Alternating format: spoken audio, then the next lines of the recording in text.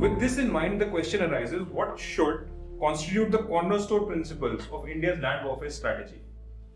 Thank you, Vinayak. Firstly, honored to be on the USA platform, which is the oldest and the most respected think tank of the country. Thank you very much. You rightly said, India's threats are defined and definite.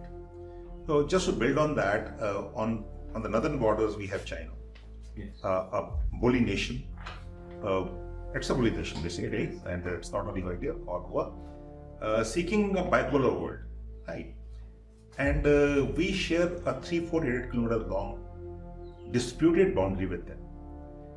They have already occupied about 37,455 square kilometers of territory in Sichuan, another 5,180 square kilometers of the Saksham Valley ceded by Pakistan to China in 1963, and claim another 70,000 square kilometers of Arunachal Pradesh in the east. I'm not talking of the central sector as yet, right?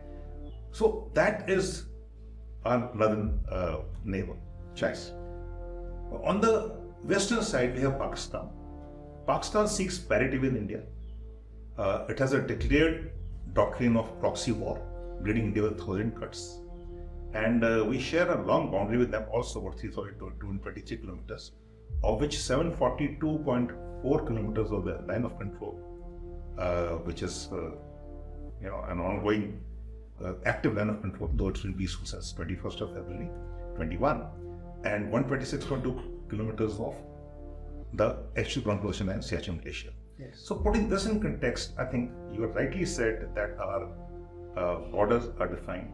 India's borders extend, land borders extend about 15,106.7 kilometers with 7 nations, including Afghanistan, with whom we share 106 kilometers of borders. So having said that, let me try and put in perspective as to what is the role of the army as such. The army is land warfare. Yes. Army rules to ensure territorial integrity. Now, this is laid down, it's laid down in the constitution.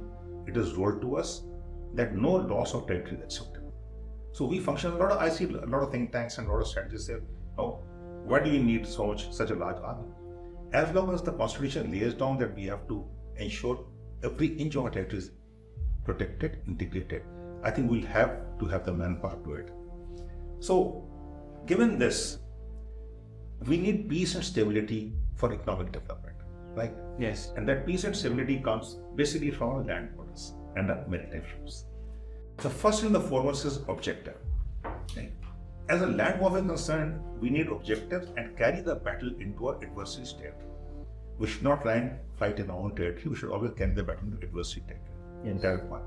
Second is offensive action, which again means carrying the battle into the adversary territory. Mass, very important. Yes. Economy of force, maneuver, not attrition. Right? Okay. Maneuver. Unity of command, which we are moving to. Security, surprise, and simplicity. Simple plans, not complex plans. Good strategy and bad tactics, you always lose wars. But bad strategy, but good tactics will still win your battles. So simplicity of plans is very important. And the next one is center of gravity. You have to focus on the center of gravity. That's a very important one. Yes. Right. So like Dhaka in 1970. Absolutely, like Dhaka in 1970.